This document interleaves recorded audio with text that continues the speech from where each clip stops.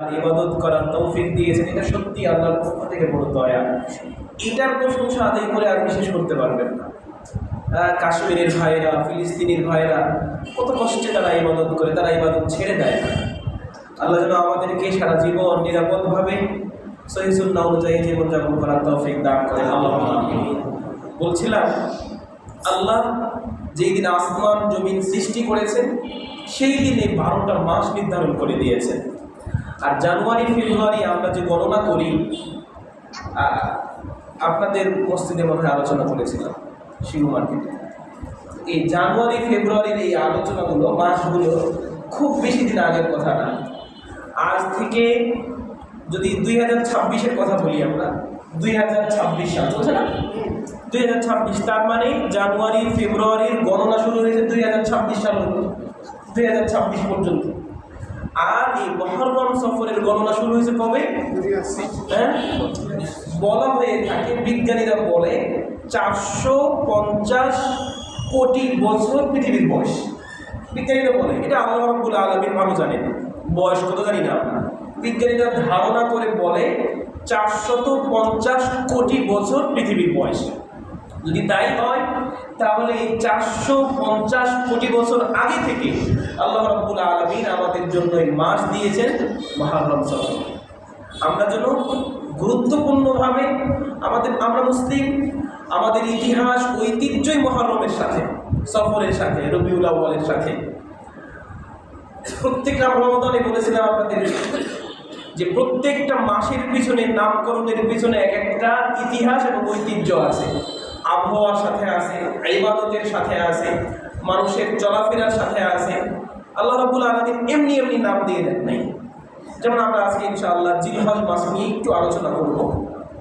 তার আগে যারা আমরা মুখস্থ করলাম, যেই 4টি মাসকে আল্লাহ সম্মান দিয়েছেন, যে 4টা মাসকে আল্লাহ রাব্বুল আলামিন নিষিদ্ধ হিসেবে ঘোষণা করেছেন, সেই 4টা মাস একটু আমরা শিখে নিই। সেটা হলো শেষের 3টা মাস ধারাবাহিকভাবে, শেষের 2টা এবং প্রথম জিলকদ, জিলহজ, আর শুরুটা জানি কি মুহররম। এই 3টা মাস ধারাবাহিকভাবে আছে। এটা হাদিসের ভাষা। আল্লাহ রাসূল বলেন 3টা ধারাবাহিক, জিলকদ, জিলহজ, মুহররম, আর মাঝখানে একটা রজব। এই 4টা মাসকে আল্লাহ রাব্বুল আলামিন কি করেছেন? সম্মান দিয়েছেন আলাদা। এই 4টা মাসের উপরেও আবার কোন মাস? রমাদান মাস। রমাদান মাসের কোনো তুলনা হয় না। রমাদান এই 4টা মাসকে বিশেষভাবে আল্লাহ রাব্বুল আলামিন সম্মান দিয়েছেন। আমরা জানি হারাম শব্দের অর্থ জানি কি? হারাম, নিষিদ্ধ। আবার এই হারাম শব্দের অর্থ সম্মানিত। আরবিতে হারাম শব্দের অর্থ সম্মান, আবার হারাম শব্দের অর্থ নিষিদ্ধ। সম্মান কিভাবে আর নিষিদ্ধ কিভাবে? আল্লাহ রাব্বুল আলামিন এই মাসগুলোকে, 4টা মাসকে সম্মানিত করেছে যেন আমরাও এই মাসগুলোকে সম্মান করি। আর নিষিদ্ধ হলো যে এই মাসগুলোতে যেন কোনোভাবেই আল্লাহর বান্দারা যাতে করে আল্লাহর নাফরমানিতে লিপ্ত না হয়। আল্লাহ বলেন মিনহা আরবাআতুন হুরুম, 4টি সম্মানিত মাস। এই 4টি সম্মানিত মাস কি? আল্লাহ বলেন ফালা তাযলিমু ফীহিন্না আনফুসাকুম, তোমরা এই মাসগুলোতে নিজেরা নিজেদের উপরে জুলুম করিও না। মানে নিজেদের উপরে জুলুম করা মানে পাপ করিও না। নিজেরা নিজেদের উপরে জুলুম বলতে কি বুঝি? আল্লাহ রাব্বুল আলামিনের যদি নাফরমানিতে লিপ্ত হই আমরা, তাহলে কিয়ামতের দিন এই শরীরের উপরে আল্লাহ রাব্বুল আলামিন আমাদের রূহটা নিয়ে যাবেন। এই রূহের উপরে একটা শরীর দিবেন, যে শরীরটা এখন আছে সেই শরীর না, অনেক বড় আকৃতি একটা শরীর দিবেন। সেই শরীরের উপরে আল্লাহ রাব্বুল আলামিন শাস্তি দিবেন। এই জন্য আল্লাহ বলছেন তোমরা নিজেরা নিজেদের উপরে জুলুম করিও না। যদি পাপ করি তাহলে এই শরীরে কি করতে হবে? শাস্তি ভোগ করতে হবে। এই জন্য আল্লাহ রাব্বুল আলামিন বলেন এই 4টা মাসে তোমরা পাপের কাজে জড়িও না। এই 4টা মাস যেন কোনোভাবেই আমাদের হেলায় ফেলায় না কাটে, অবাধ্যতায়, উদাসীনতায় যেন না কাটে। আমরা এই জিনিসটা খেয়াল রাখবো। আল্লাহ যেন আমাদেরকে তৌফিক দান করেন। আল্লাহুম্মা আমিন। জিলহজ মাস নামকরণের কারণ, নামকরণ কিভাবে হয়েছে? আরবিতে জু অথবা জি, যে আমরা বলছি না জিলকদ, জিলহজ, জি বা জু, এই শব্দের শাব্দিক অর্থ হলো ওয়ালা, বিশিষ্ট, অধিবাসী। তো যখন জিলহজ বললাম তখন হজ ওয়ালা মাস, যেই মাসে মুসলিমরা হজ পালন করে সেই মাসের নাম জিলহজ মাস। আল্লাহ রাব্বুল আলামিন এই জিলহজ মাসে প্রথম 10টা দিনকে অনেক বেশি গুরুত্ব দিয়েছেন। সূরা আল ফজর শুরুতে আল্লাহ রাব্বুল আলামিন ফজরের কসম করে বলেন, ওয়াল ফজর, ফজরের কসম। আর একটা প্রশ্ন, সেটা হলো কুরআনুল কারীমে সব থেকে ছোট্ট একটা কীট পতঙ্গের দিয়ে নাম দিয়ে একটা সূরা নাযিল হয়েছে, সেটা কি? নাহল। হ্যাঁ, নাহল আর নামল। নাহল আর নামল, মাশাআল্লাহ। কি জিনিস এগুলা? পিঁপড়া আর মৌমাছি। আর পিঁপড়া আর মৌমাছি। একটা পিঁপড়াকে নিয়ে আল্লাহ রাব্বুল আলামিন সূরা নাযিল করেছেন। আবার বিশাল দেহ, কি জানি, ফিল, হাতি। হাতিকে নিয়েও আল্লাহ রাব্বুল আলামিন কুরআনুল কারীমে একটা সূরা দিয়েছেন।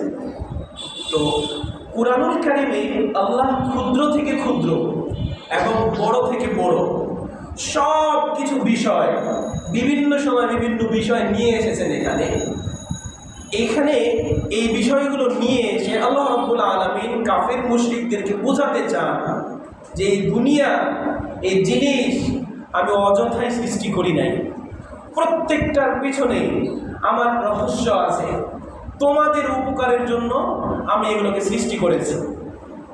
আল্লাহ রাব্বুল আলামিন সূরা বাকারায় 1 নম্বর পারা 4 নম্বরের পৃষ্ঠার শেষের দিকে এই আয়াতটা আমাদের অনেকেরই মুখস্থ থাকার কথা, হুয়াল্লাযী খালাকা লাকুম মা ফিল আরদি জামিআ, যে তিনি সেই সত্তা যিনি দুনিয়ার সব কিছুকে সৃষ্টি করেছেন আমাদের জন্য। সূরা মুলকের তাফসীর করতে গিয়ে বলেছিলাম যে আমাদের সাপ কিসে কাজে লাগে? সাপ, এই পিঁপড়ার ভিতরে আল্লাহ রাব্বুল আলামিন মুসলিমদের নিরাপত্তা, মুসলিমদের কমিউনিটি, ইউনিটি, এগুলোর একটা মডেল পিঁপড়াদের ভিতরে দিয়ে দিয়েছে। সুলাইমান আলাইহিস সালাতু ওয়াস সালামের জীবনে যদি পড়েন, সুলাইমান আলাইহিস সালাতু ওয়াস সালাম তার রাজত্ব পরিচালনা করতেন পিঁপড়ার কাছ থেকে আদর্শ দেখে, তার ইউনিটি দেখে, তাদের খলিফা, তাদের যে মালিক, এই মালিকের অনুসরণ কতটুকু করতে হবে, কিভাবে করতে হবে, এটাকে অনুসরণ করে সুলাইমান আলাইহিস সালাতু ওয়াস সালাম তার রাজত্ব পরিচালনা করতেন। তো বলছি যে ছোট্ট থেকে ছোট্ট বিষয় আল্লাহ রাব্বুল আলামিন কুরআনুল কারীমে দিয়েছেন। তো যে বিষয়ে কুরআনুল কারীমে আল্লাহ দিবেন সেই বিষয়টা আল্লাহ রাব্বুল আলামিনের কাছে অনেক বেশি গুরুত্বপূর্ণ। আবার যদি ওই বিষয়ে আল্লাহ কসম করে বলেন তাহলে ওই বিষয়টা আল্লাহর কাছে আরও বেশি গুরুত্বপূর্ণ। তো আল্লাহ ফজরের কসম করে বলছেন যে ফজরের কসম করে বলছি আমি। ফজর জিনিসটা কি জিনিস একটু আপনাদেরকে বোঝাই। প্রিয় নবী মুহাম্মদুর রাসূলুল্লাহ সাল্লাল্লাহু আলাইহি ওয়াসাল্লাম বলেন, দুআ করে বলেছেন, আল্লাহ তুমি আমার উম্মতের জন্য এই সকালে বরকত দাও, এই ফজরের সময় তুমি বরকত দাও। আর একটা বলে রাখি, হতাশা থেকে মুক্তি, এই জাতীয় একটা আলোচনা করতে গিয়ে আপনাদেরকে বলেছিলাম, মনে নাই আপনাদের? আমার মনে আছে।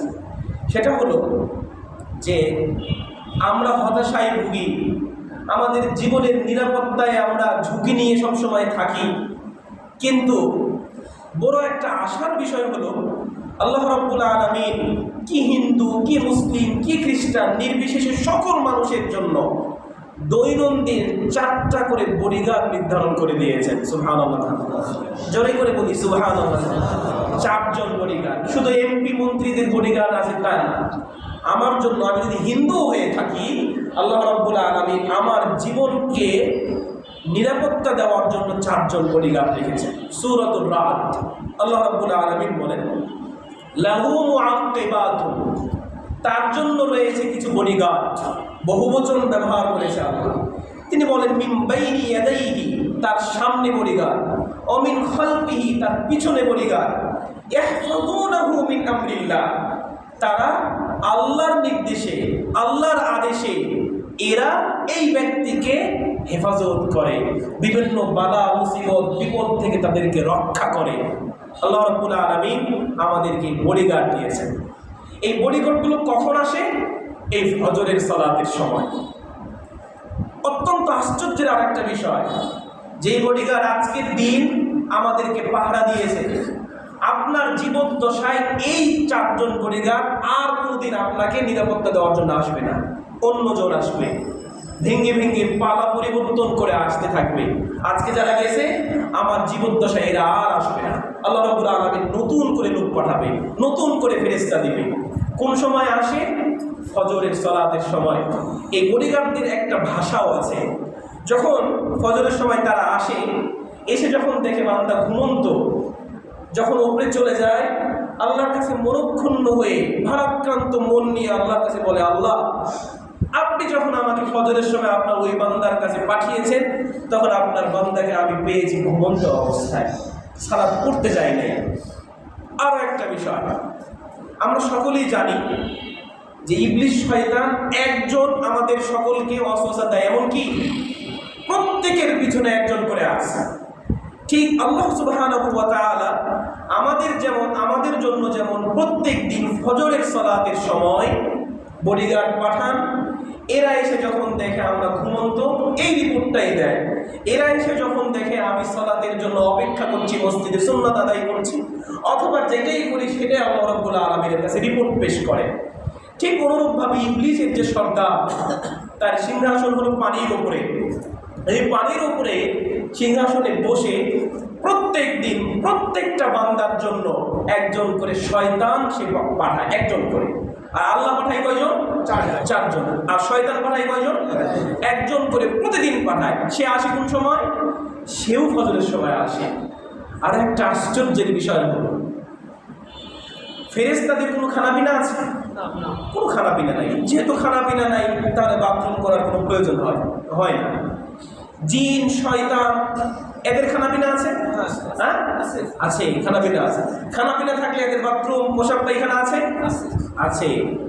আশ্চর্যের বিষয় হলো, শয়তান যখন, হাদিসের ভাষা, শয়তান যখন ফজরের সময় আসে, এসে যখন দেখে আল্লাহর বান্দা ঘুমন্ত অবস্থায়, তখন শয়তানের সারা রাতের এই খাবারের মলমূত্র ত্যাগ করে আপনারা আমার নাকে এবং কানে।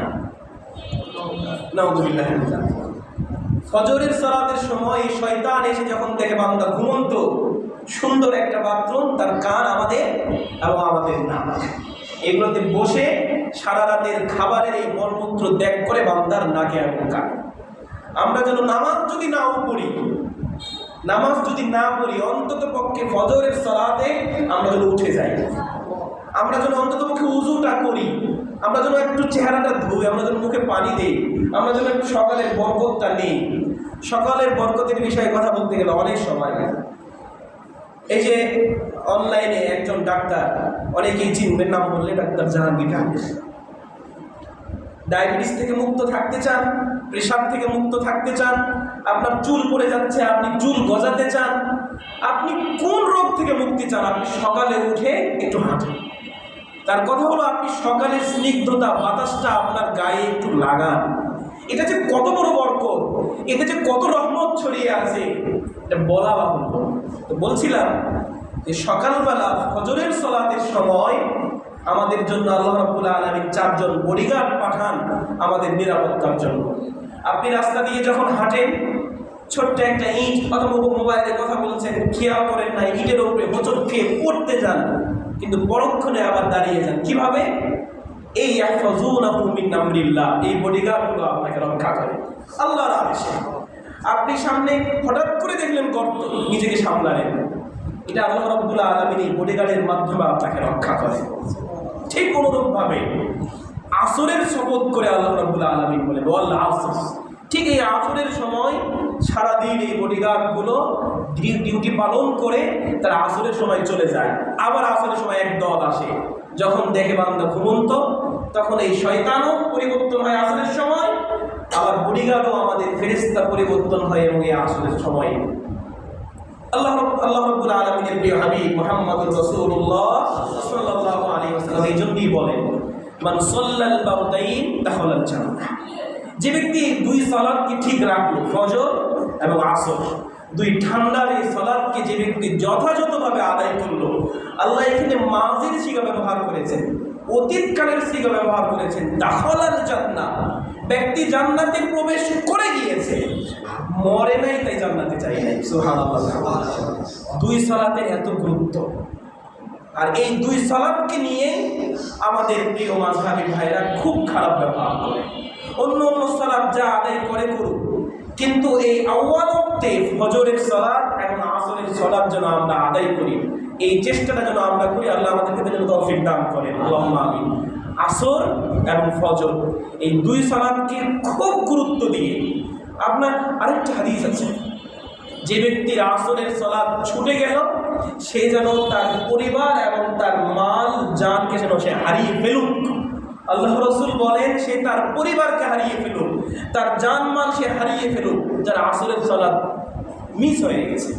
তাই আমরা যেন আসর এবং ফজর এই দুইটা সালাত যেন আউয়াল ওয়াক্তে পড়ার জন্য চেষ্টা করি। আল্লাহ তুমি আমাদেরকে তৌফিক দান করো, আল্লাহুম্মা আমিন।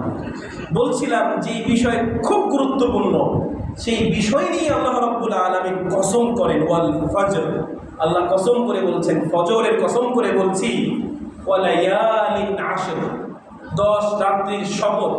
আল্লাহ কিন্তু শপথ করছে, আপনাদেরকে বারবার বোঝাচ্ছি যে বিষয়টা খুবই গুরুত্বপূর্ণ, আল্লাহর কাছে খুব বেশি যে বিষয়টা পছন্দনীয়, সেই বিষয়ই শুধু আল্লাহ রাব্বুল আলামিন শপথ করে বলেন। তিনি বলছেন ওয়ালায়ালিন আশর, 10 রাত্রির শপথ।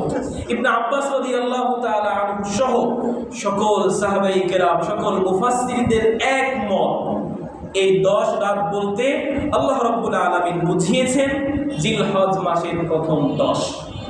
তৃতীয় আয়াতে আল্লাহ আরেকটা শপথ করে বলছেন, ওয়াশ-শাফঈ ওয়াল ওয়াতর, জোর এবং বেজোর রাত্রির শপথ, জোর এবং বেজোরের কসম। রমাদান মাসের শেষ দশকে কোন রাত্রিগুলো বেশি গুরুত্বপূর্ণ? বেজোর রাত্রিগুলো। আর জিলহজ মাসের কোন রাতগুলো? জোর এবং বেজোর, দুটোই সমান তালে গুরুত্বপূর্ণ। আল্লাহ রাব্বুল আলামিন সূরাত আল কদর তিনি বলেছেন, লাইলাতুল কদরি খায়রুম মিন আলফি শাহর, যেমন ভাবে লাইলাতুল কদরটা 1000 মাসের থেকে উত্তম। একটি হাদিসে পাওয়া যায়, হাদিসটা হাসান পর্যায়ের হাদিস। আল্লাহ রাসূল বলেন যে এই আরাফার দিন, জিলহজ মাসের আরাফার দিনের সওয়াব, দিনের ফজিলত 1000 দিনের থেকেও উত্তম। বুঝতে পারি নাই? লাইলাতুল কদর 1000 মাসের রাতের থেকেও বেশি, আর আরাফার দিন 1000 দিনের থেকেও বেশি গুরুত্বপূর্ণ। তো এই হাদিস হাসান পর্যায়ের, অনেকে যায়িফ বলেন, অনেকে এটাকে আমলযোগ্য বলেন। তো বলছিলাম গুরুত্ব বোঝাতে গিয়ে বলছি যে জোর এবং বেজোর, রমাদানের শুধুমাত্র বেজোর, আর এই 10 দিনের জোর বেজোর দুটোই সমান তালে গুরুত্বপূর্ণ আল্লাহ রাব্বুল আলামিনের কাছে। তাই এই 10টা দিন যেন কোনোভাবেই আমাদের কাছ থেকে ছুটে না যায়। আল্লাহ যেন আমাদেরকে ইবাদত করার তৌফিক দান করেন, আল্লাহুম্মা আমিন। প্রিয় নবী মুহাম্মদুর রাসূলুল্লাহ সাল্লাল্লাহু আলাইহি ওয়াসাল্লাম 3টি হাদিস ফজিলতের বিষয়ে বলেন, ইন্না আ'যাম, কাবীর মানে যিনি কি কিরকম বলেন তো? কাবীর বড়, আর আকবার মানে আল্লাহু আকবার বলি সব থেকে বড়, যেটার কোনো তুলনা চলে না।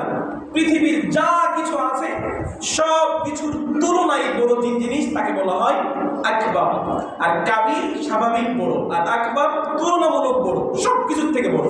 আল্লাহু আকবার মিন কুল্লি শাই, সব কিছুর থেকে বড় আল্লাহ। ঠিক অনুরূপভাবে আযীম শব্দের অর্থ হলো মহান, আর আযম তুলনামূলকভাবে যা কিছু আছে সব থেকে মহান। তিনি বলেন, ইন্না আযম আইয়ামাদ দুনিয়া, দুনিয়াতে যত দিন হয়, বছরে কত দিন হয়? আরবি অনুযায়ী 360। তো 360 দিন, যে দিনগুলোতে সূর্য উদিত হয়, আল্লাহ রাসূল বলেন এই দিনগুলোর মধ্যে সব থেকে গুরুত্বপূর্ণ মহান দিন হলো আল আশর মিন যিলহিজ্জাহ, জিলহজ মাসের 10টা দিন গুরুত্বপূর্ণ এবং সব থেকে মহান। আরো বলেন, আফযলুল আইয়াম, ফাযিলুন, ফাযিলাতুন এর শব্দের অর্থ হলো মর্যাদাপূর্ণ। আফদল মানে সব থেকে, সব কিছুর তুলনায় মর্যাদাপূর্ণ। আল্লাহ রাসূল বলেন আফদলুল আইয়াম, দিনের মধ্যে হতে সব থেকে মর্যাদাপূর্ণ দিন হলো আল আশর মিন যিলহিজ্জা, যিলহজ মাসের প্রথম 10। আরেকটা হাদিস, মা মিন আইয়ামিন, এমন কোনো দিন নাই, আল আমালুস সালিহু ফীহিন্না, যে দিনগুলোতে সৎ আমল করা আহাব্বু ইলাল্লাহ, আল্লাহর কাছে সব থেকে বেশি প্রিয়। একটু সেন্সিটিভ অনুবাদ, আমি ইনশাআল্লাহ বোঝানোর চেষ্টা করব।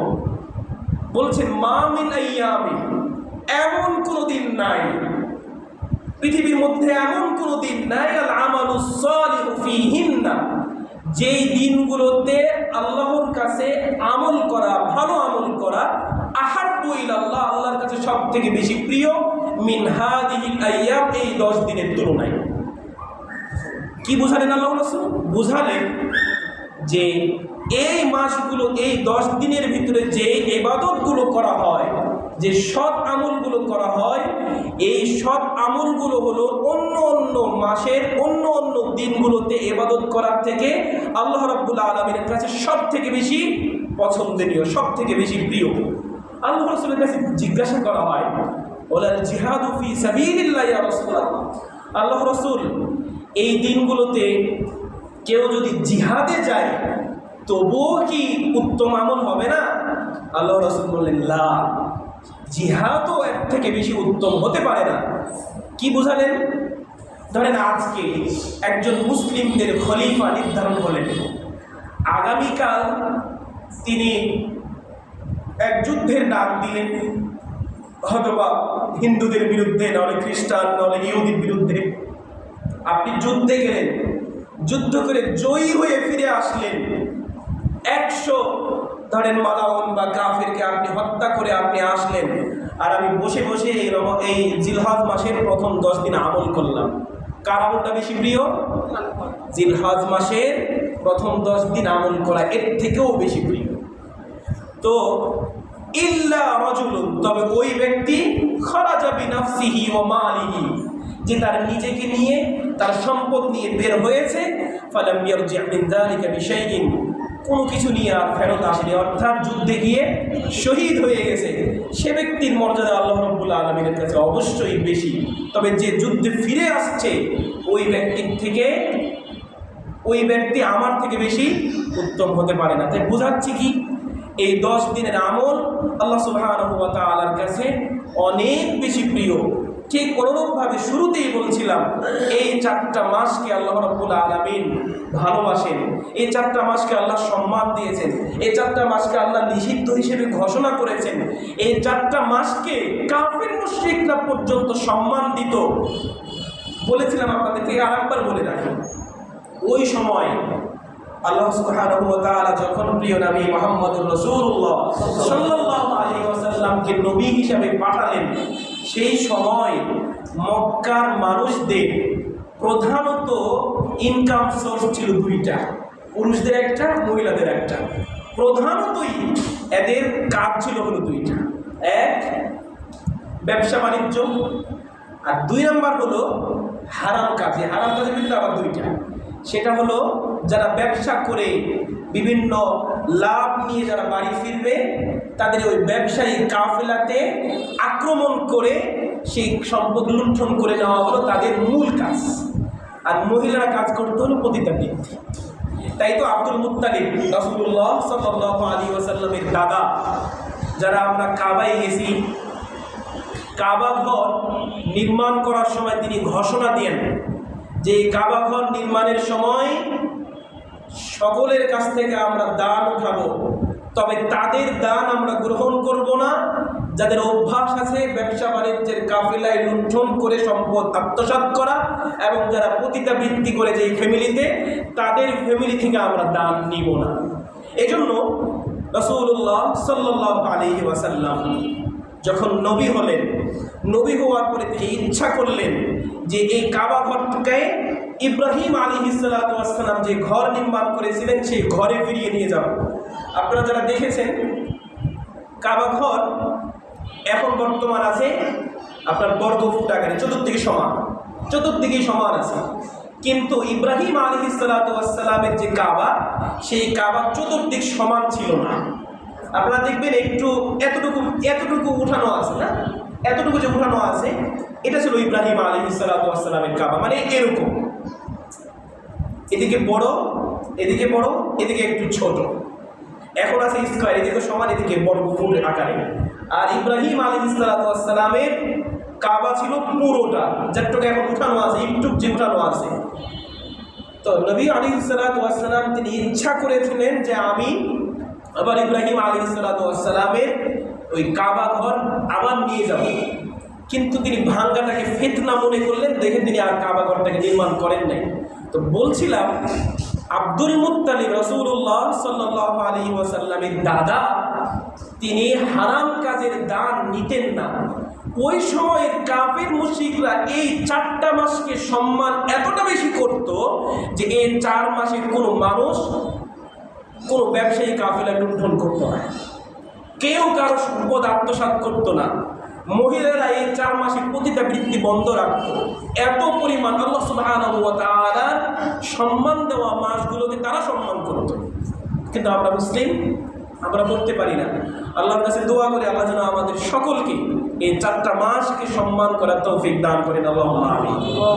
বলছিলাম, এই 10 দিনের গুরুত্ব আল্লাহ সুবহানাহু ওয়া তাআলার কাছে অনেক বেশি, অনেক বেশি, অনেক বেশি। আমরা যেন কোনোভাবেই হেলাই ফেলাই না কাটাই, আমরা যেন এই মাসগুলোকে ইবাদত করতে পারি আর না পারি, যেন অন্ততপক্ষে গুনাহের সাথে যেন জড়িয়ে না যাই। আল্লাহ যেন আমাদেরকে তৌফিক দান করেন, আল্লাহুম্মা আমিন। আমরা এখন কয়েকটি আমলের কথা বলব, কি আমল করা যায়। 1 নম্বর আমল, প্রিয় নবী মুহাম্মদুর রাসূলুল্লাহ সাল্লাল্লাহু আলাইহি ওয়াসাল্লাম যে আমলটা করতেন, আয়েশা রাদিয়াল্লাহু তাআলা আনহা থেকে বর্ণিত, সুনান নাসাই 2417 নম্বর হাদিসে বর্ণিত, কানা ইয়াসুমু রাসূলুল্লাহ সাল্লাল্লাহু আলাইহি ওয়াসাল্লাম 9 মিন জিলহিজ্জা। আল্লাহর রাসূল জিলহজ মাসের টানা প্রথম 9 দিন তিনি সিয়াম পালন করতেন। একই হাদিসে আল্লাহ রাসূল সাল্লাল্লাহু আলাইহি ওয়াসাল্লাম সম্পর্কে মা আয়েশা রাদিয়াল্লাহু তাআলা আনহা বলেন, ওয়া সালাসাতা আইয়ামিন মিন কুল্লি শাহর, প্রত্যেক মাসে 3 দিন তিনি সিয়াম পালন করতেন। ওয়া ইয়াউমা আশুরা, আশুরার দিন সিয়াম পালন করতেন। ওয়াসনাইনি, সোমবার, ওয়াল খামিস, এবং বৃহস্পতিবার তিনি সিয়াম পালন করতেন। উদ্দেশ্য চাচ্ছি যে প্রথম আমল আমরা কি করতে পারি। জিলহজ মাসের টানা 9 দিন সিয়াম পালন করতেন প্রিয় নবী মুহাম্মদুর রাসূলুল্লাহ সাল্লাল্লাহু আলাইহি ওয়াসাল্লাম। আমার আপন নানি, মোটামুটি বয়স এখন 65 বছর হবে। আমার বুঝ হওয়ার পর থেকে আমি আমার নানিকে দেখি, ছুটি তো কুরবানির 2-3 দিন আগে বাড়িতে যাই। কুরবানির দিন আমাদের বাড়ি থেকে নানির বাড়ি হলো 4 কিলোমিটার দূরে। আমাদের গরু ছাগল জবাই করে দৌড় দিয়ে মোটরসাইকেল নিয়ে একটু টান দিয়ে নানির বাড়িতে যাই, ওখানে গিয়ে নানার গরু জবাই করি। তো যতদিন থেকে বুঝ হয়েছে ততদিন শুনেছি আমার নানি আমাকে বলেছে অর্ধেক সিয়াম পালন করছে আজকে। মানে কি বলেন তো? হ্যাঁ, কুরবানি দেওয়ার পরে খাইছে। মানে প্রিয় নবী মুহাম্মদুর রাসূলুল্লাহ সাল্লাল্লাহু আলাইহি ওয়াসাল্লামের অনুসরণের বিষয়টা বোঝাচ্ছি। টানা 9 দিন তো তিনি সিয়াম পালন করেছেনই, এই দিনেও আল্লাহ রাসূল খাবার খান নাই। তিনিও খাবার না খেয়ে আমাদের কুরবানির গোশত রান্নার আগ পর্যন্ত তিনি অপেক্ষা করতেন। যদিও তিনি গরুর গোশত এবং খাসির গোশতর ঘ্রাণও নিতে পারেন না, খান না, মাছ খান, তবুও তিনি খান না যে কখন জবাই হবে, কখন রান্না হবে, এরপরে তিনি খাবার খাবেন। বোঝাতে চাচ্ছি 65 বছরের এক মুরব্বী যদি সিয়াম পালন করতে পারে, আমাদের মতো যুবকরা যদি আমরা হেলাই ফেলাই করি, তখন কখন আমরা সিয়াম পালন করব? আল্লাহ যেন আমাদেরকে তৌফিক দান করে, আল্লাহুম্মা আমিন। রমাদান মাসে আপনাদেরকে শোনাচ্ছিলাম, সিয়াম এমন এক শক্তিশালী ইবাদত, যে ইবাদতের জন্য আল্লাহ সুবহানাহু ওয়া তাআলা জান্নাতের একটা কি রেখেছেন, একটা দরজাই রেখেছেন আলাদা করে, যে এই দরজা দিয়ে প্রবেশ করবে কারা? শুধুমাত্র সিয়াম পালনকারী যারা, তারা। এত বেশি শক্তিশালী গুরুত্বপূর্ণ ইবাদত। আরও কি গুরুত্বপূর্ণ, এই সিয়ামের ফজিলত আমাদের যে কিরামান কাতিবিন, যারা সম্মানিত লেখক, আমাদের গুনাহ আমাদের সওয়াব যারা লিখেন, এদেরকে পর্যন্ত ক্ষমতা দেওয়া হয় নাই যে সিয়ামের ফজিলত তুমি লিখবা। আল্লাহ সুবহানাহু ওয়া তাআলা ঘোষণা দিয়ে বলেছেন, আস-সাওমু লি ওয়া আনা আজজি বি, সিয়াম শুধুমাত্র আমার জন্য রেখেছে, এর প্রতিদান আমি আল্লাহ সুবহানাহু ওয়া তাআলা নিজে দান করব। সুবহানাল্লাহ। আরেকটা হাদিস বলেছিলাম, মান সামা ইয়াওমান ফি সাবিলিল্লাহ, যে ব্যক্তি আল্লাহর রাস্তায় একদিন সিয়াম পালন করবে, বা'আদাল্লাহু আনহু আনিন নারি ৭০ খরিফান, আল্লাহ সুবহানাহু ওয়া তাআলা তাকে জাহান্নাম থেকে ৭০,০০০ বছর দূরে সরিয়ে দিবেন। সুবহানাল্লাহ। তো আমরা যদি ৯টা দিন যদি সিয়াম পালন করতে না পারি, অন্তত পক্ষে আমরা যেন আরাফার দিন সিয়াম পালন করি। আল্লাহ যেন আমাদেরকে তৌফিক দান করে। আরাফার দিন কোন দিন? কোনো ধরনের ফিতনা, কোনো ধরনের মতবিরোধ না দিয়ে একটাই কথা, যেই দিন হাজিরা আরাফায় অবস্থান করবে সেই দিন আপনি সিয়াম পালন করবেন। সেই দিন আপনার বাড়িতে, আপনার এলাকায় ৯ তারিখ না ৭ তারিখ না ১০ তারিখ সেটা দেখার বিষয়।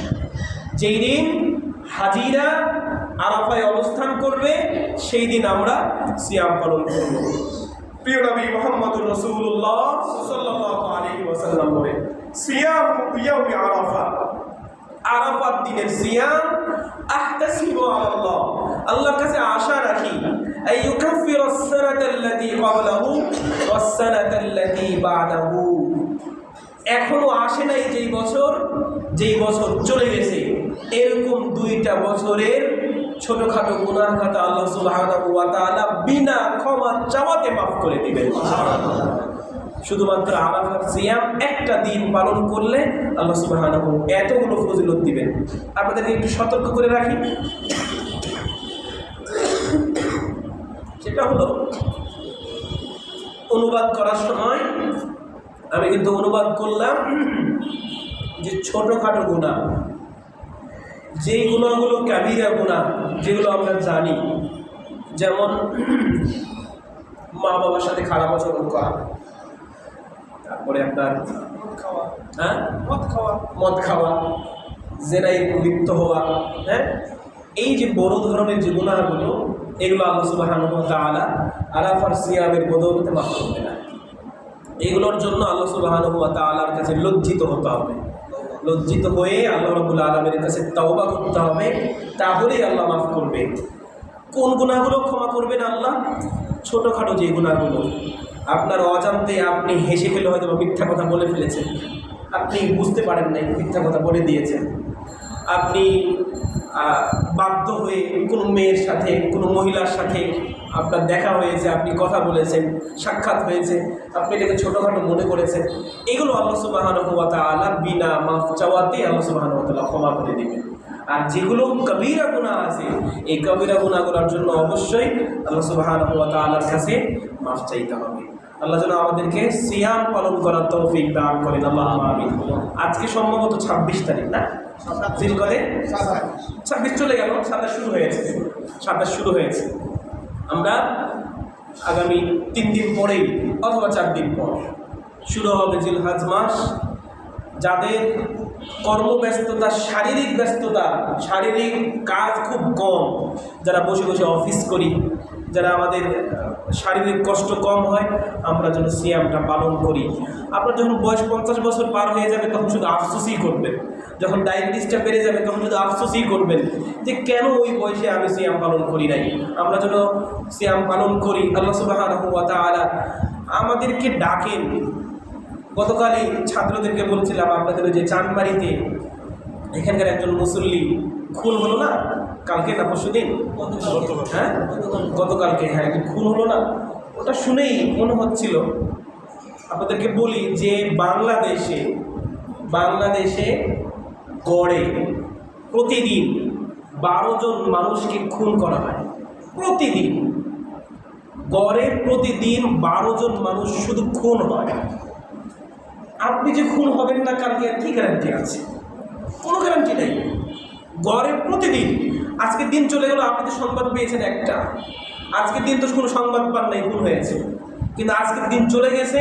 বাংলাদেশের রিপোর্ট অনুযায়ী বলছে আজকের এই দিনে বাংলাদেশের বিভিন্ন আনাচে কানাচে 12 জন মানুষকে খুন করা হয়েছে। আর রিপোর্ট অনুযায়ী প্রত্যেক দিন বাংলাদেশে 2560 জন মানুষ মারা যান প্রতিদিন। 2560 জন মানুষ প্রতিদিন মারা যায়। এর ভিতরে 760 জন মানুষ সড়ক দুর্ঘটনায় মারা যায়। আপনি রাস্তা দিয়ে হাঁটছেন, আপনি ভদ্র মানুষের মতো ফুটপাত দিয়ে হাঁটছেন, একটা গাড়ি এসে আপনার মধ্যে উঠায় দেবে, আপনার কী করার আছে? কোনো বিচার হবে বাংলাদেশে? কোনো বিচার হবে? কোনো বিচার হবে না। তাই আপনাদের মধ্যে উদাত্ত আহ্বান, কখন চলে যেতে হবে আমরা কেউ জানি না, সদা সর্বদা আমাদের প্রস্তুত থাকতে হবে। এই জন্য আপনাদেরকে আবারও ওই শুরুর কথাটা স্মরণ করিয়ে রাখি, ফজরের সালাতের সময় আমরা যেন ফজরের সালাতটা আদায় করি। আর যার এই দোয়াটা মুখস্থ আছে করি আমরা সবাই, বিসমিল্লাহিল্লাযী লা ইয়াদুররু মা ইসমিহি শাইউন ফিল আরদি ওয়ালা ফিস সামা ওয়া হুয়াস সামিউল আলীম। যাদের এই দোয়াটা মুখস্থ নাই, আমরা এই দোয়াটা মুখস্থ করে ফেলবো। ফজরের সালাতের পরে 3 বার এই দোয়াটা পড়ব। আল্লাহ যদি চান এই দুয়ার বদৌলতে আল্লাহ আপনাকে আরও একজন অতিরিক্ত বডিগার্ড নির্ধারণ করে আল্লাহ আপনাকে রক্ষা করবে। এটা আল্লাহ রাব্বুল আলামিনের ওয়াদা। এরপরও যদি আপনার অ্যাক্সিডেন্ট হয়, এটা আল্লাহ সুবহানাহু ওয়া তাআলা আপনাকে ভালোবেসে নিয়ে গেছে। এরপরও যদি হয়, আল্লাহ আপনাকে সুন্দর ভালো অবস্থায় নিয়ে গেছে, কারণ আপনি ফজরের সালাত আদায় করেছেন, আপনি নিরাপত্তার দোয়া করেছেন, আপনি আয়াতুল কুরসি পড়েছেন। সারাদিনের ভিতরে মারা গেলে আল্লাহ সুবহানাহু ওয়া তাআলা কি দিবেন? জান্নাত দিয়ে দিবেন। কিন্তু আল্লাহ আপনাকে ভালোবাসেন বলেই আল্লাহ আপনাকে নিয়ে গেছেন। যাদের মৃত্যুটা এই দোয়াগুলো ছাড়া হয়, আল্লাহ সুবহানাহু ওয়া তাআলা জানি না তাদের সাথে কি ধরনের আচরণ করছে। তাই আমরা যেন সবসময় প্রস্তুত থাকি, নামাজ দিয়ে, সিয়াম দিয়ে আমরা যেন প্রস্তুত থাকি। আল্লাহ যেন আমাদেরকে তৌফিক দান করে। ঠিক অনুরূপভাবে আসরের সালাতের পর আমরা আবারও দোয়াটা যেন পড়ি, বিসমিল্লাহিল্লাযী পড়ি, বিসমিল্লাহিল্লাযী লা ইয়াদুররু মা ইসমিহি শাইউন ফিল আরদি ওয়ালা ফিস সামা ওয়া হুয়াস সামিউল আলীম। ফজরের পরে 3 বার, আসরের পরে 3 বার আমরা যেন পড়ি অন্তত পক্ষে, কারণ কখন আমার মৃত্যু চলে আসে আমরা কেউ জানি না। বলছিলাম সিয়াম পালন করার কথা। আল্লাহ সুবহানাহু ওয়া তাআলা প্রিয় নবী মুহাম্মদুর রাসূলুল্লাহ সাল্লাল্লাহু আলাইহি ওয়াসাল্লামকে দিয়ে আমাদেরকে আদর্শ শিখিয়েছেন, আমাদেরকে ইবাদত শিখিয়েছেন। কেমনভাবে ইবাদত করতে হবে দেখলাম আল্লাহ সুবহানাহু ওয়া তাআলা তার মাধ্যমে আমাদেরকে শিখিয়েছেন। 2 নম্বর কি করতে পারি? এতগুলো মর্যাদার হাদিসের পরে ওই একই হাদিসে প্রিয় নবী মুহাম্মদুর রাসূলুল্লাহ সাল্লাল্লাহু আলাইহি ওয়াসাল্লাম বলেন, আকসিরু ফীহিন্না, এই দিনগুলোতে তোমরা বেশি বেশি করো। কি বেশি? মিনাত তাহলিল, লা ইলাহা ইল্লাল্লাহ। তাহলিল শব্দের অর্থ লা ইলাহা ইল্লাল্লাহ। ওয়াত তাকবীর, তাকবীর অর্থ আল্লাহু আকবার। ওয়াত তাহমিদ, তাহমিদ অর্থ আলহামদুলিল্লাহ বলা। তাহমিদ মানে আলহামদুলিল্লাহ বলা। তাকবীর মানে আল্লাহু আকবার বলা। তাহলিল মানে লা ইলাহা ইল্লাল্লাহ বলা। তাসবিহ মানে সুবহানাল্লাহ বলা। মাশাআল্লাহ, অনেকেই জানেন। এই জিনিসগুলো বেশি বেশি করে তোমরা পাঠ করো।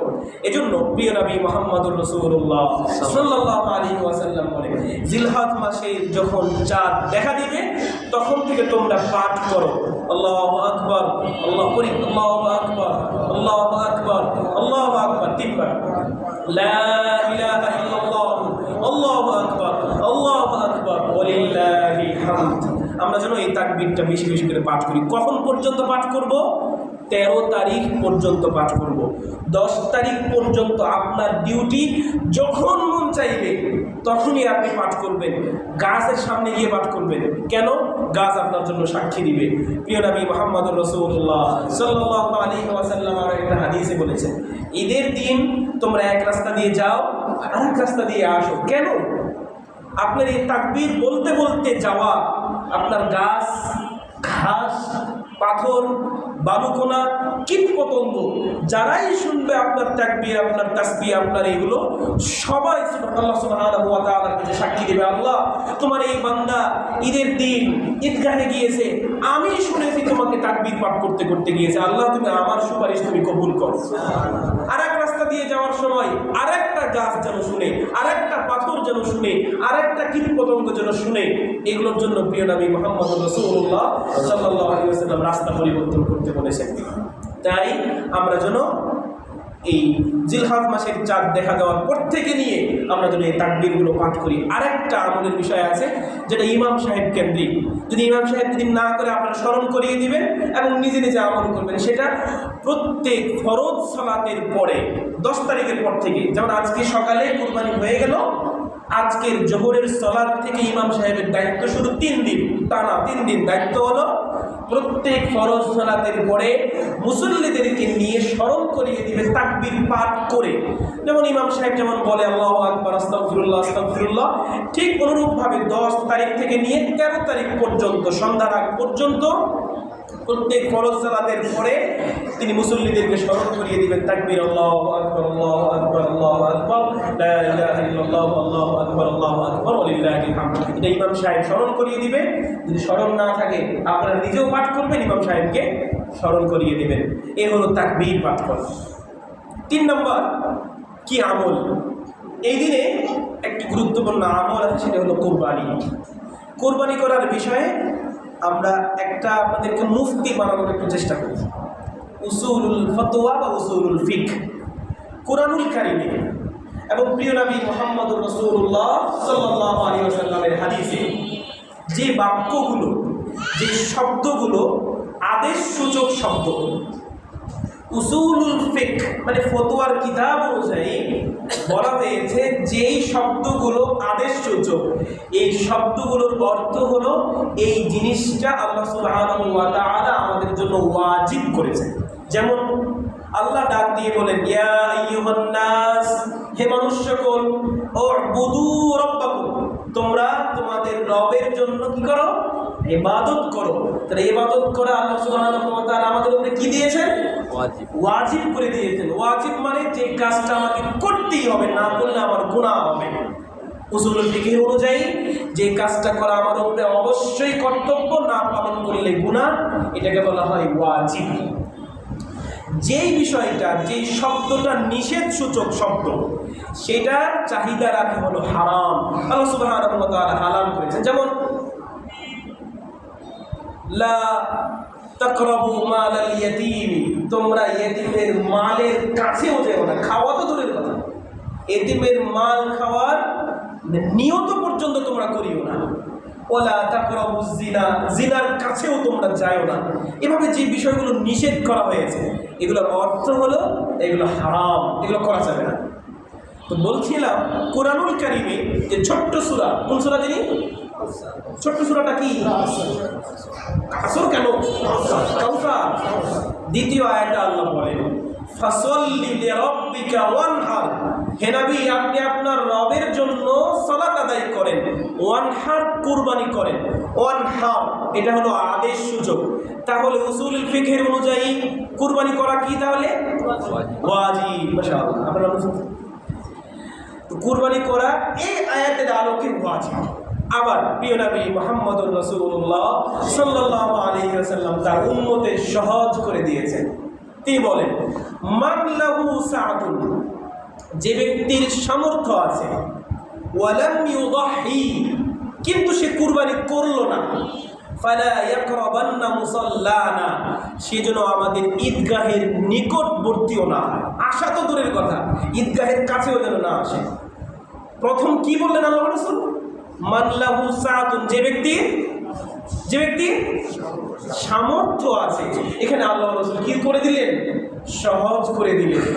যে ব্যক্তির সামর্থ্য আছে, যদি সামর্থ্য না থাকে তাহলে তার জন্য কুরবানি করাটা ওয়াজিব না। আল্লাহ সুবহানাহু ওয়া তাআলা আমাদের জন্য প্রিয় নবী মুহাম্মদুর রাসূলুল্লাহ সাল্লাল্লাহু আলাইহি ওয়াসাল্লামের মাধ্যমে সহজ করে দিলেন। তাহলে যে ব্যক্তি সামর্থ্য আছে ওই ব্যক্তির উপরে ওয়াজিব, যদি সে পালন না করে, যদি সে কুরবানি না দেয়, তাহলে সে গুনাহগার হবে। আমাদের সমাজে দুই শ্রেণীর মানুষ পাওয়া যায়। এক শ্রেণী মানুষের চক্ষু লজ্জার আড়ালে বা আড়াল করার জন্য সারা বছর নামাজের কোনো খবর নেই, কিন্তু কুরবানির সময় আসলে তাকে কুরবানি দিতেই হবে, ঋণ করে হলেও কুরবানি দিবে। অথচ কুরবানি করাটা আমরা কি জানলাম, সামর্থ্যবানদের জন্য ওয়াজিব। আর এমনিতেই সুন্নাতে মুআক্কাদা আপনি চাইলে পালন করতে পারেন, না চাইলে না করতে পারেন। কিন্তু সারা বছর নামাজের কোনো খবর নেই, কুরবানির সময় মানুষের চোখ লজ্জার কারণে তারা কুরবানি দেয়, এই করে সেই করে। আর এক শ্রেণীর মানুষ আছে যেটা গ্রামে বেশি পায়, সেটা হলো সামর্থ্য আছে, চাইলেই সে কুরবানি দিতে পারে, কিন্তু কুরবানি দিবে না, তাও বাহানা করবে। আর যারা কুরবানি দেয় না, সমাজের মানুষের অন্তরে তাদের জন্য একটা সিম্পথি কাজ করে, একটা দুর্বলতা কাজ করে। আপনি কুরবানি দিয়েছেন, আপনার গোস্ত হয়েছে ধরেন 20 কেজি গোস্ত, আপনি ওখান থেকে 1 কেজি ওর জন্য পাঠিয়ে দিলেন। এভাবে 20-30 জন মানুষ পাঠিয়েছে, ও তো আর কুরবানি দেয় না, ওর গোস্ত হয়ে গেছে 30 কেজি। আর কুরবানি দেওয়া কি, কুরবানি দেওয়াটাই তো মানে খাওয়াটাই হলো বিষয়। আর একটা বিষয়, তো কুরবানি করা আমরা যে জানলাম এটা হলো যারা সামর্থ্যবান তাদের জন্য ওয়াজিব, যারা সামর্থ্য নাই তাদের জন্য কুরবানি করাটা যদি না করে তাহলে গুনাহ হবে না। আরেকটা বিষয় এখানে, একটা মাসআলার বিষয়, যদি কেউ আমরা ঋণগ্রস্ত থাকি তাহলে তাদের জন্য কুরবানি করাটা কি? এই ক্ষেত্রে ঋণ যদি এমন হয়, অথবা ব্যক্তি ঋণ যদি হয়, ব্যবসায়িক ঋণ কথা বলছি না, এক ব্যক্তির ঋণ কথা বলছি, কারণ ব্যক্তিগত ঋণ, আপনার কাছ থেকে আমি 50,000 টাকা নিয়েছি, এখন আমার সামনে কুরবানি, এই কুরবানির সময়ে আমি যদি এখন 30,000-40,000 টাকা দিয়ে কুরবানি করি, তাহলে ভাইয়ের আমি ঋণটা পরিশোধ করতে পারবো না। আমার উচিত ওই ভাইয়ের সাথে আমার আলোচনা করা, যে ভাই আপনার ঋণটা যদি আমি কুরবানির 10টা দিন পরে দিই তাহলে কিছু হবে? যদি বলে যে হ্যাঁ হবে, তাহলে অবশ্যই আপনি কুরবানি করবেন। আর যদি উনি বলে যে না এখনই দিতে হবে, তাহলে আপনার জন্য ফরজ হলো আপনার ঋণ পরিশোধ করা। আর যদি আপনি মনে করেন ওই ভাইয়ের সাথে কথা বলে যে আপনি কুরবানির পরে এমন কিছু আপনার সোর্স আছে যে সোর্স থেকে আপনি ঋণ পরিশোধ করতে পারবেন, বুঝতে পারছি না, ধরেন আপনার কাছে এখন টাকা আছে, আপনি কুরবানি দেবেন না ঋণ পরিশোধ করবেন, আপনার কাছে অপশন আপনি নিজেই। যদি দেখেন কুরবানির পরে আপনার এমন কোনো সোর্স আছে যে সোর্স থেকে আপনি ঋণ পরিশোধ করতে পারবেন, তাহলে আপনি তার সাথে কথা বলে আপনি কুরবানি দেবেন। আর যদি দেখেন যে না এমন কোনো সোর্স থেকে 50,000 টাকা আসার কোনো সম্ভাবনা নাই, তাহলে আপনার জন্য ফরজ হলো আপনি আগে ঋণ পরিশোধ করবেন। এটা হলো মাসআলা, কুরবানি দেওয়া আর না দেওয়ার বিষয়। এই কুরবানির সাথে সম্পৃক্ত হলো ভাগে কুরবানি দেওয়ার বিষয়। যেহেতু ইখতিলাফপূর্ণ বিষয়, ভাগে আপনারা কুরবানি দিতে পারেন। আল্লাহ সুবহানাহু ওয়া তাআলা উম্মতদের জন্য প্রত্যেকটা বিষয় সহজ করে দিয়েছেন, কঠিন না। সহজ যে বিষয়টা, এটা আল্লাহ সুবহানাহু ওয়া তাআলা আমাদের জন্য একটা রহমত স্বরূপ হিসেবে সহজ করে দিয়েছেন। সহজ সবসময় আল্লাহ চান আমাদের জন্য যেন সহজ হয়। আপনি একটা খাসি কুরবানি দিতে গেলে অন্ততপক্ষে 20,000 টাকা গুনতে হবে, আর আপনি একটা গরুর ভাগে কুরবানি দিতে চান, আপনি 12-13,000 টাকা দিয়েও পারবেন, কুরবানি দেওয়া সম্ভব। তাই আল্লাহ সুবহানাহু ওয়া তাআলা চান সহজতা, আপনি ভাগে কুরবানি দিতে পারেন। 2 নম্বর, এর সাথে আরেকটি বিষয়, কুরবানির দিন গোশত বিতরণের বিষয়ে আমাদের গ্রামে, আপনাদের অনেকেই গ্রামে আছে, বিশেষ করে উত্তর অঞ্চলের বিষয় এটা বেশি। গোশত বিতরণের একটি ভুল প্রচলিত আছে সমাজে প্রথা, সেটা হলো 3 ভাগ করে, কুরবানির গোশতকে 3 ভাগে ভাগ করে। 1 ভাগ নিজে নিয়ে আসে বাড়িতে, আর 1 ভাগ সমাজে নিয়ে চলে আসে, আর 1 ভাগ নিজে নিয়ে এসে আত্মীয় স্বজনকে দেয়। আবার কি করে, আমি গরু কুরবানি দিয়েছি, আমি 1টা ভাগ সমাজে দিয়ে দিয়েছি, দিন শেষে ওই সমাজের মাতব্বর যারা আছে গোশত বিতরণ করে কিছু খাসির গোশত আমার বাড়িতে পাঠিয়ে দেয়। আমি যদি আবার খাসির গোশত দিই, আমার জন্য গরুর গোশত পাঠিয়ে দেয়, একটা অংশ পাঠিয়ে দেয়। তাহলে আমি তো ওই অংশটা সমাজে যেটা দিয়ে আসছি, ওটা তো আমি গরিব মিসকিনদের জন্য দিয়ে আসছি, দান করে দিয়ে আসছি, আবার ওখান থেকে একটা অংশ নিলাম।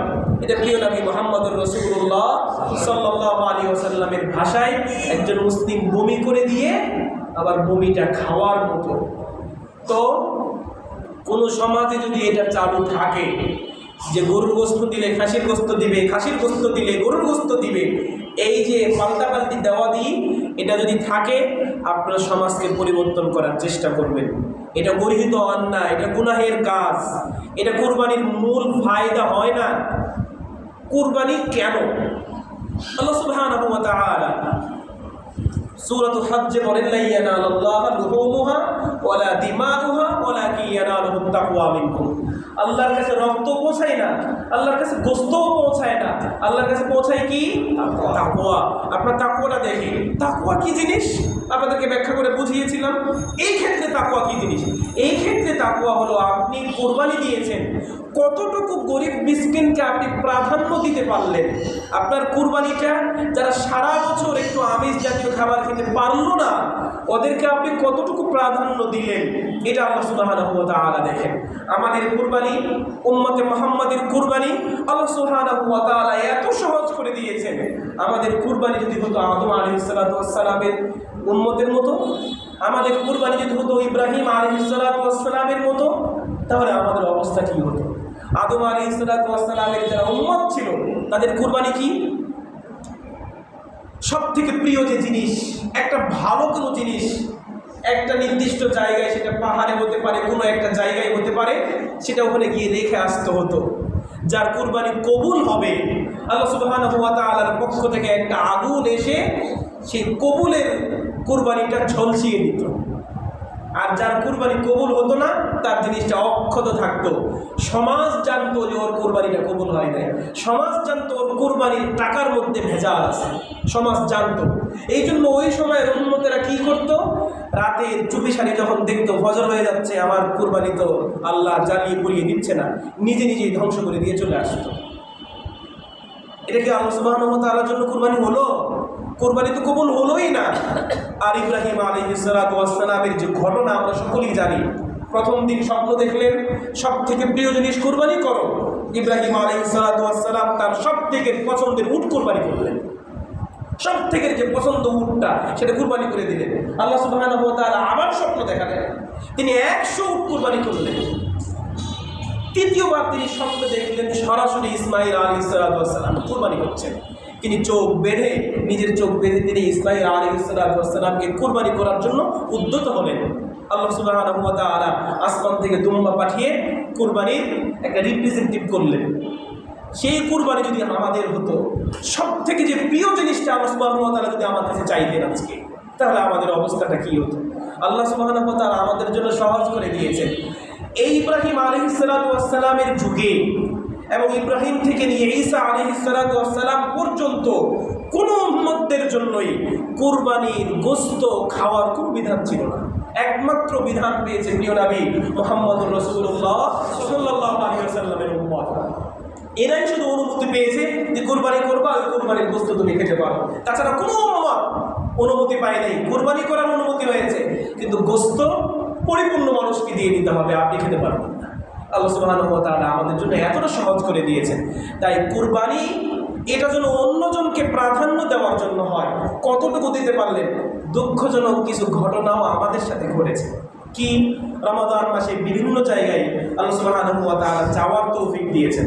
আপনাদের এখানে প্রায় 3 বছর 4 বছর থেকে আছে। আমি একাধারে 4 বছর এক জায়গায় তারাবি পড়িয়েছি। বাংলাদেশের সব থেকে বড় মসজিদ আহলে হাদিস মসজিদ বল্লা, টাঙ্গাইল বল্লা কেন্দ্রীয় আহলে হাদিস জামি মসজিদ, অনেক বড় মসজিদ। শুধুমাত্র নিচতলায় মানুষ আছে 8000, নিচতলায় অনেক বড়। দেখতে যায় কেউ যদি কোনো সময় ফ্রি থাকেন, মানুষ অনেক মানুষ দেখতে যায়। হ্যাঁ, অনেক বড় এক কাতারে 220 জন মানুষ দাঁড়ায় এক কাতারে। তো বলছিলাম, একজন বাড়িতে ইফতার করতে গেছি, ইফতারের পরে আমাদেরকে খাবার খেতে দিয়েছে। খাবার খাওয়ার সময় গরুর গোশত সার্ভ করেছে আমাদেরকে। তো উনি বলছেন গরুর গোশত দেওয়ার সময় যে ওস্তাদ এই গরুর গোশতটা কত কুরবানির গোশত। বুঝতে পেরেছেন? কুরবানি আমাদেরকে গোশত দিয়েছে খাবার খেতে, কখনকার? কুরবানির গোশত। আল্লাহু আকবার। তার মানে জিলহজ মাসে গেছে মুহররম, সফর, রবিউল আউয়াল, রবিউল সানি, জুমাদুল উলা, জুমাদুল সানি, রজব, শাবান, রমাদান, তিনি 9 মাস কোরবানির গোশত তিনি ফ্রিজিং করে রেখেছেন। এটা কি কোরবানি? কোরবানি দিলেন তো আপনি গরিব মিসকিনদের জন্য, দেওয়ার জন্য। কোরবান অর্থই তো আপনি, কোরবান অর্থ মানে অন্যজনকে প্রাধান্য দেওয়া, নিজেকে কতটুকু বিলিয়ে দিতে পারছেন এটা তো আল্লাহ সুবহানাহু ওয়া তাআলা দেখতে চান। আপনি 9 মাস গরুর গোশতটাকে ফ্রিজিং করলেন, আপনি কি তাকওয়া নিয়ে করলেন? কি তাকওয়া নিয়ে? আমার মাকে দেখেছি গরিব মিসকিন যখন এসেছে কুরবানির পরেও, কুরবানির গোশত ফ্রিজে থাকে, ওই কুরবানির গোশত থেকে 1 টুকরা 2 টুকরা করে গরিব মিসকিন খেতেন। আপনার গরু গোশত খাবার, আল্লাহ আপনাকে সামর্থ্য দিয়েছেন বলে তো আপনি কোরবানি করেছেন একটা 50,000 টাকা দিয়ে। আল্লাহকে আপনাকে 800 টাকা দিয়ে 1 কেজি গরুর গোশত কেনার সক্ষমতা দেয় নাই। আপনি কুরবানির গোশতটাই আপনাকে ফ্রিজিং করে রাখতে হবে। তাই আপনাদের প্রতি উদাত্ত আহ্বান, কোরবানি যেন হয় গরিব মিসকিনকে প্রাধান্য দেওয়ার কোরবানি, কোনোভাবেই ফ্রিজিং করে মাস কি মাস যেন কোরবানি না হয়। আল্লাহ সুবহানাহু ওয়া তাআলা আমাদেরকে যেন বোঝার তৌফিক দান করেন, আল্লাহুম্মা আমিন।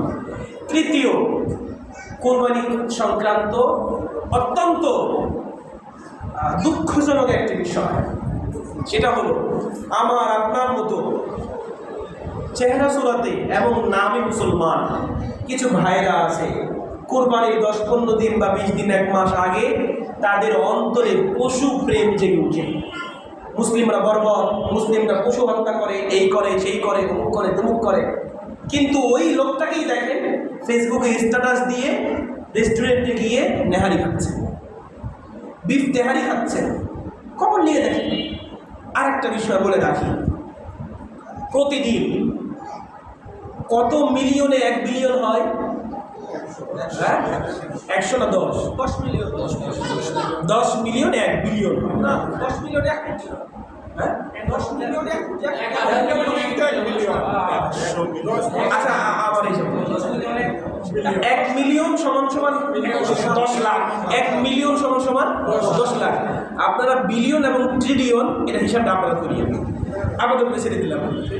শুনেন, প্রত্যেক দিন পুরো বিশ্বে প্রত্যেক দিন 3 থেকে 6 ট্রিলিয়ন পশু জবাই হয়। কত?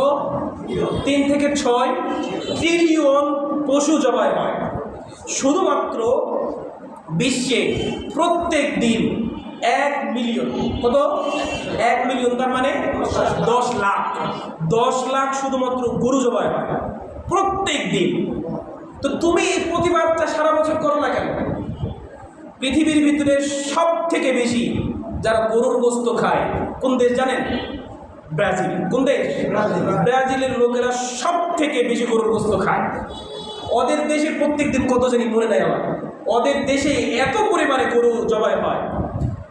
আরেকটা বিষয় দুঃখজনক, আল্লাহ সুবহানাহু ওয়া তাআলা আমাদের পার্শ্ববর্তী মুসলিম ভাইদেরকে ঈমান নিয়ে বেঁচে থাকার তৌফিক দান করুক, আল্লাহুম্মা আমিন। নতুন সরকার এসে, আমাদের না, তাদের কথা বলছি, নতুন সরকার এসে এমন কিছু সাংবিধানিক বেড়াজালে কিছু নিয়ম দিয়েছে মুসলমানরা কোরবানি করতে পারবে না। সরাসরি বলে না কোরবানি নিষেধ, এটা বলে না, কিন্তু এমন কিছু নিয়ম দিয়েছে যে নিয়মে মুসলমানরা আর কোরবানি করতে পারবে না। নিয়ম কি দিয়েছে? সরকারের দেওয়া নির্ধারিত একটা জায়গায় গিয়ে কোরবানি দিতে হবে। গরু জবাই করলে গরুর বয়স হতে হবে 14 বছর। গরু যেটা জবাই হবে ওইটা যেন অসুস্থ গরু হয়, কোনো এক খোঁড়া অথবা কোনো ত্রুটিপূর্ণ। আর ইসলাম কি বলে? যে জিনিসটা জবাই করবে সেটা যেন পরিপূর্ণ ত্রুটিমুক্ত হয়, সেটা যেন জোয়ান হয়, 2 দাঁতন হয়, 2 বছর, হ্যাঁ খুব বেশি না, 14 বছর এরকম যেন না হয়, মুরব্বী যেন না হয়। এই গদ বাঁধা একটা নিয়ম দিয়ে দিয়েছে।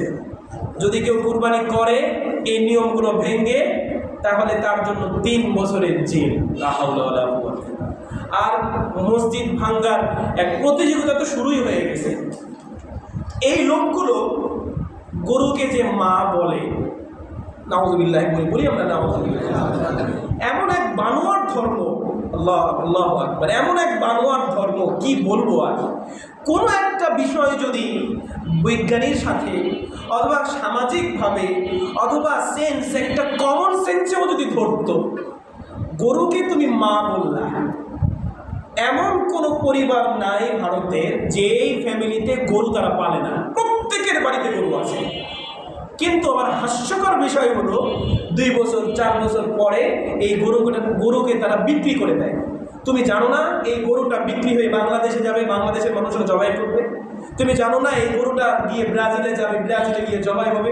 তুমি তোমার মাকে কেমনে বিক্রি করো? তুমি তোমার মাকে তো আবার ফেলে দাও না, তুমি তোমার মাকে তো বৃদ্ধাশ্রমে পাঠিয়ে দাও না, তোমার মাকে তো তুমি ত্যায্যমা করে দাও না। মাকে যেমনভাবে মৃত্যুর আগ পর্যন্ত আগলিয়ে রাখো, তুমি তোমার গরু পালো, তুমি গরুকে মৃত্যুর আগ পর্যন্ত রাখো, ওটা আবার করবে না। ওরা ঠিকই জানে সব থেকে বাংলাদেশ থেকে গরুর চামড়া বার বেশি কিনে কেনা এই ভারতেরা। তো তুমি জানো না যে এই গরুর চামড়াটা তো তোমার মায়ের চামড়া, তুমি কেমনে এখানে তুমি ফ্রিজিং করো, তুমি এটা জুতা কেমনে বানাও, ব্যাগ কেমনে বানাও? তোমার মায়া লাগে না? একটা বানোয়াট, শুধুমাত্র মুসলিম নিধনের একটা এগুলো প্রতিচ্ছবিতা ছাড়া আর কিছুই না। তারা গরু কুরবানি করতে দিবে না। আর আমাদের দেশে কিছু সুশীল বের হয় এই কুরবানির আগে, তাদের ভিতরে পশু প্রেম জেগে উঠে, কিন্তু হোটেলে গিয়ে তারা ঠিকই নেহারি আর বিফ তেহারি খায়। তো বলছিলাম আর একটু সায়েন্সভাবে একটু বৈজ্ঞানিকভাবে আপনাদেরকে বলি, আমাদের শরীরে পানি আছে, রক্ত আছে, শর্করা আছে, লোহা আছে, বারুদ আছে। কুরআনুল কারীমে আল্লাহ সুবহানাহু ওয়া তাআলা সূরা বনী ইসরাঈলে বলেন, কুল কুনু হিজারাতান আও হাদিদা। মরণের কয়েক বছর পরে, বেশ কিছুদিন পরে আমাদের এই মৃতর এই লাশটা আল্লাহ সুবহানাহু ওয়া তাআলা লোহাতে রূপান্তরিত করে দেয়। হ্যাঁ, কুল কুনু হিজারাতান আও হাদিদা, আল্লাহ সুবহানাহু ওয়া তাআলা মূল্যবান পাথরে রূপান্তরিত করে দেয়। এই জন্য বিদ্যুৎ চমকিয়ে, আসমান থেকে যে বিদ্যুৎ চমকায়, এই বিদ্যুৎ চমকিয়ে যদি কোনো মানুষ মারা যায়, তাহলে এই মানুষের লাশ পাহারা দেয় 3 মাস। জানেন না আপনারা? জানেন? বিদ্যুৎ চমকিয়ে যদি কোনো মানুষ মারা যায়, এই লাশ পাহারা দেয়, কারণ এই লাশটা একটা ম্যাগনেট হয়ে যায়, একটা মূল্যবান ধাতুতে রূপান্তরিত হয়, লাশ চুরি হয়ে যাওয়ার সম্ভাবনা থাকে। তাই 3 মাসের ভিতরে পচে যায়। এই 3 মাস মানুষ লাশকে পাহারা দেয়, কবরে বসে বসে পাহারা দেয় আত্মীয়স্বজন। তো আল্লাহ সুবহানাহু ওয়া তাআলা আমাদের এই শরীরের ভিতরে অনেক কিছু দিয়েছেন, একটা ব্যালেন্স শরীর দিয়েছেন, একটাকে ছাড়া আর একটা বাঁচবে না। তাহলে যেই শরীরে আল্লাহ সুবহানাহু ওয়া তাআলা আমিষ দিয়েছেন, শর্করা দিয়েছেন, আপনি যদি এই ভারতেরই একজন খেলোয়াড়ের কথা বলি, মনে হচ্ছে না, কিছুদিন মানে ক্যাপ্টেনের দায়িত্ব পালন করেছে, বলেন না? না না, এর আগে, এর কিছুদিন আগে, হ্যাঁ, এরপরে মানে কিপিং ছিল। হ্যাঁ, আমি খেলা দেখি না, আমার শুনেছি। এই ধোনি নিজেকে সে শপথ করে যে আমি কোনো ধরনের আমিষ জাতীয় খাবার খাবো, মানে ওরা সন্ন্যাসী হবে, আমিষ খাবো না। 4 বছর পরে সে প্যারালাইসিস হয়ে যাওয়ার একটা উপক্রম হয়েছে। ডাক্তার তাকে সাথে সাথেই এই খাসির গোস্ত খেতে বলেছে, খাসির গোস্ত খেয়েছে, তারপরে তার শরীরটা আবার ব্যালেন্স হয়েছে। তো বলছিলাম আল্লাহ সুবহানাহু ওয়া তাআলা আমাদের শরীরটাকে সব কিছুর মাধ্যমে একটা ব্যালেন্স করে রেখেছেন। আপনাদেরকে বলি, প্রত্যেক শরীরের ওজন অনুযায়ী প্রত্যেক কেজি 1 গ্রাম, কত গ্রাম বলছি? 1 গ্রাম। প্রত্যেক কেজিতে 1 গ্রাম আমিষ আমার শরীরে দরকার। বোঝাতে পারি না? যদি আমার ওজন হয় 60 কেজি, তাহলে আমার শরীরে প্রত্যেক দিন কত কেজি, কতটুকু আমিষ দিতে হবে? 60 গ্রাম প্রত্যেক দিন আমার শরীরে আমিষ দিতেই হবে। যদি আমি আজকে 60 গ্রাম যদি আমিষ না দিই, তাহলে আমি তৃতীয় দিন গিয়ে অসুস্থ হয়ে পড়ব। আর আমিষ দেওয়ার অন্যতম মাধ্যম, উদ্ভিদের মাধ্যমেও হয়, কিন্তু অন্যতম মাধ্যম হলো আপনাকে প্রাণীর গোস্ত খেতে হবে। উদ্ভিদের মাধ্যমে হয়, প্রাণীর গোস্ত আপনাকে খেতে হবে। যদি আপনি গরুর গোস্ত না খান, যদি আপনি খাসির গোস্ত না খান, তাহলে আপনি তো দিনে দিনে আপনি প্যারালাইসিস হয়ে যাবেন। আপনার শরীর থেকে সব ধরনের আমিষ যখন মুছে যাবে, তখন আপনি আর হাঁটতে পারবেন না, সুস্থ থাকতে পারবেন না। বৈজ্ঞানিকভাবে আল্লাহ সুবহানাহু ওয়া তাআলা আমাদের শরীরটাকে এমনভাবে করেছেন, আমার যে দাঁত দিয়েছেন, এগুলো আপনারা জানেন পুরাতন কথা। আমাদের যে দাঁত, আপনি বিশ্বাস করেন আল্লাহ সুবহানাহু ওয়া তাআলা আমাদের 4টা এমন দাঁত দিয়েছে। এই দাঁতে এমন পরিমাণ বিষ দিয়েছে, আপনি যদি একটা সাপকে, কোকড়া, কিংকোবরা সাপকে যদি আপনি কামড় দেন, সাপটা মরে যাবে। বুঝতে পারছি? যে 4টা দাঁত দিয়েছে, এই যে ছুচালো যে দাঁত, এই 4টা দাঁত যদি কোনোভাবে ওই সাপের গায়ে লাগে, আপনার বিষে সাপ মারা যাবে। আপনার শরীরে এত পরিমাণে বিষ আল্লাহ সুবহানাহু ওয়া তাআলা দিয়ে দিয়েছেন, আপনি বিষ থেকে ব্যালেন্স করবেন কিভাবে? আপনি খাবেন কি দিয়ে? আল্লাহ সুবহানাহু ওয়া তাআলা এগুলো দিয়ে দিয়েছেন আমাদের জন্য। তাই আল্লাহ রাব্বুল আলামিন আমাদের জন্য রিজিকের ব্যবস্থা করে রেখেছেন। আল্লাহই তো বলেন, আল্লাহ বলেছেন ওয়াল খাইলা ওয়াল বিগালা ওয়াল হামিরা লিতারকাবুহা ওয়া যিনা ওয়া ইয়াখলুকু মা লা তা'লামুন।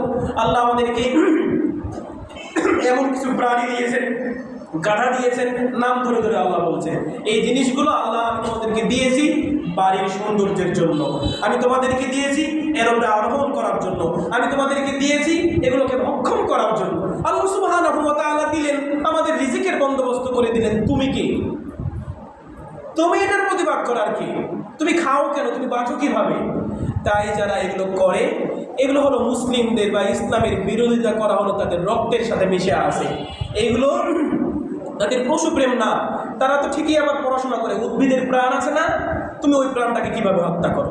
আল্লাহ সুবহানাহু ওয়া তাআলা গরু জবাই করার ক্ষেত্রে, মুরগি জবাই করার ক্ষেত্রে, খাসি জবাই করার ক্ষেত্রে আল্লাহ সুবহানাহু ওয়া তাআলা বলেন ফাআহসিনুল কিতলাতা, তোমার জবাইটা যেন সুন্দরভাবে হয়, তুমি যেন তার প্রতি যেন দয়া করো, তোমার ছুরিটা, তোমার চাকুটা তুমি সুন্দরভাবে ধারালো করে নাও, এরপরে জবাই করো। এই হলো কুরবানি। অন্যতম আরেকটি আমল এই সময়ে আছে আমাদের হজ।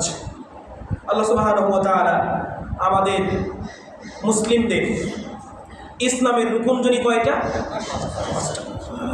বলছিলাম জিলহজ মাসের প্রথম 10টা দিন এত গুরুত্ব কেন, এত বেশি ফজিলত কেন? আপনি চাইলেই মুহররম মাসে গিয়ে হজ করতে পারবেন? পারবেন না। রমাদান মাসে পারবেন হজ করতে? আপনাকে জিলহজ মাসের প্রথম 10 দিনের ভিতরেই আপনাকে হজ করতে হবে। ইসলামের প্রথম রুকুন শাহাদাত, আশহাদু আল্লা ইলাহা ইল্লাল্লাহ ওয়া আশহাদু আন্না মুহাম্মাদান আবদুহু। এই কালিমার প্রতি যদি এই 10 দিনের ভিতরে বিশ্বাস হারিয়ে যায়, আপনি কি মুসলিম থাকবেন না? এই জন্য এই 10 দিনের ভিতরে এই কালিমা আছে, শাহাদাত আছে, সালাত আছে, সিয়াম আছে না? এই 10 দিনের ভিতরে সিয়াম আছে তো, 1 থেকে নিয়ে 9 তারিখ পর্যন্ত সিয়াম। এই মাসে যাকাত আছে না? যাকাত নাই? আপনি যদি জিলহজ মাসে 2 লাখ টাকা বা 1 লাখ টাকা সেভিংস করে রাখেন, আগামী মাসের জিলহজ মাসে এসে আপনার এই টাকার উপরে কি হবে? যাকাত ফরজ হয়ে যাবে। আপনি চাইলেই জিলহজ মাসে যাকাত বের করতে পারেন। অন্যতম বিধান হজ। এই হজ এই 10 দিনের ভিতরে আছে। যেই 10 দিনের ভিতরে ইসলামের 5টা রুকুন সংগঠিত হয়েছে, সেই 10 দিন কোন 10 দিন? জিলহজ মাসের প্রথম 10 দিন। এই জন্যই এই 10টা দিন অতীব গুরুত্বপূর্ণ, যে 10 দিনে ইসলামের 5টা রুকুন সংগঠিত হয়। আমরা সকলেই মুসলিম, বিশেষ করে আমরা বাংলাদেশের মানুষেরা আমরা হজ করতে যাই 50 বছরের পরে, 60 বছরের পরে, যখন মুআল্লিমদের হাত ধরা ছাড়া আমি হাঁটতে পারি না, এমন সময় মানুষ হজ করতে যায়। আর অন্য অন্য সকল দেশের মানুষ হজ করতে যায় জোয়ান, যখন যুবক বয়সী তখন। আপনাদের প্রতি উদাত্ত আহ্বান, আমাদের মৃত্যু যেন এমন অবস্থায় না হয়ে যায় যে অবস্থায় ইসলামের অন্যতম একটি রুকুন আমি পালন করি নাই, হজ। আমরা যেন হজটা পালন যেন করতে পারি ইনশাআল্লাহ। সবার ইচ্ছা নাই ইনশাআল্লাহ।